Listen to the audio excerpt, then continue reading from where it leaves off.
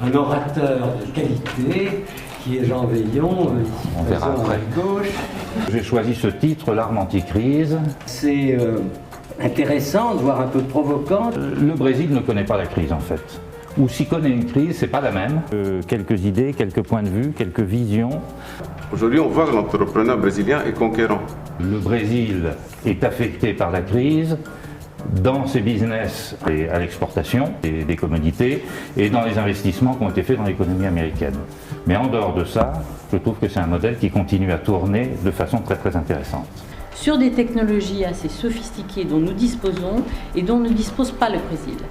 C'est pas une stratégie, en fait, c'est un rêve. La réunion a été très très intéressante. Avec de l'enthousiasme en ce qui concerne les perspectives. Effectivement, être éclairé par des opérateurs de tous domaines confondus, de domaines juridiques, de domaines économiques, de domaines politiques.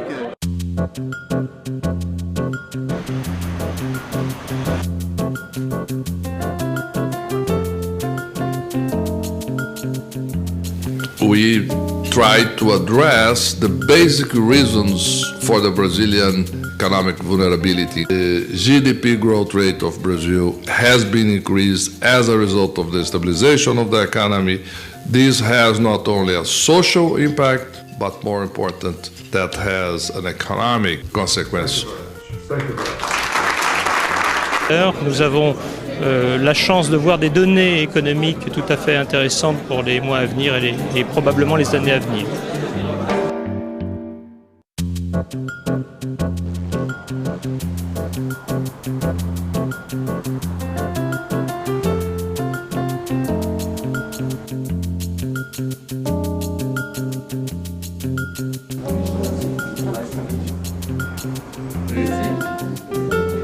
On va être vraiment dans un monde qui n'est pas du tout le monde qu'on a connu. On va changer complètement les rapports de force et les rapports des pays. On met facilement toute l'Europe dans le Brésil, donc c'est un continent. Pourquoi le Brésil a devant lui 30 ans de croissance assurée? C'est à cause de sa démographie. Donc cette crise, elle impacte certainement, on voit bien les chiffres ici, mais elle permet encore aux entreprises brésiliennes de très bien se comporter. Continuer nos discussions en tête à tête. Merci. Très brillant, très rapide et très enthousiaste. Mais parfaitement étayé par des chiffres et des faits. Il m'a donné vraiment des idées très claires d'où se trouve le Brésil. Et je crois que ça montre vraiment la réalité du Brésil actuellement. Dans un premier temps, Nelson Germanos, vice-président du Secovi São Paulo, premier syndicat patronal immobilier brésilien, Michel Guica, senior advisor chez Atar Promotion. Construit 528 appartements. Enfin, Olivier Gérard, président de Cashman Wakefield France, sur à peu près tout le globe, nous a parlé du marché immobilier commercial au Brésil. Le premier, c'était 266 appartements en 2005, tout vendu, vite fait. Ce qui était à l'époque la plus grosse transaction jamais réalisée sur le continent sud-américain. Nous sommes dans les tranches jaunes, vertes et bleues.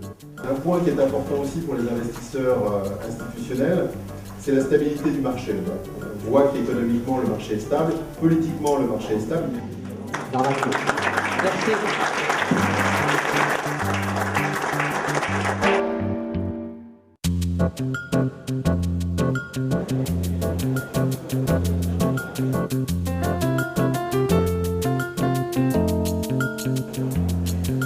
Pour nous, c'est un honneur d'avoir le chef de la banque Itaú, ici dans notre ambassade.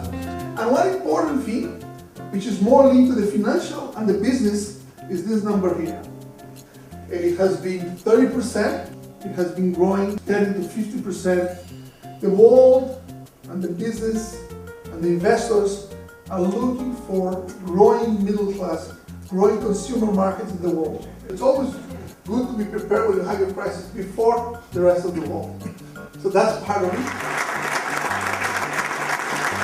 Je trouve très intéressant cette conférence. Je pense que c'est une bonne opportunité pour Itaú de faire une communication assez globale. C'était pour nous une belle opportunité pour voir en fait que le Brésil est en croissance effectivement, que la liquidité des marchés est maintenue, qu'il y a de belles perspectives en fait autant pour les banques que pour les investisseurs.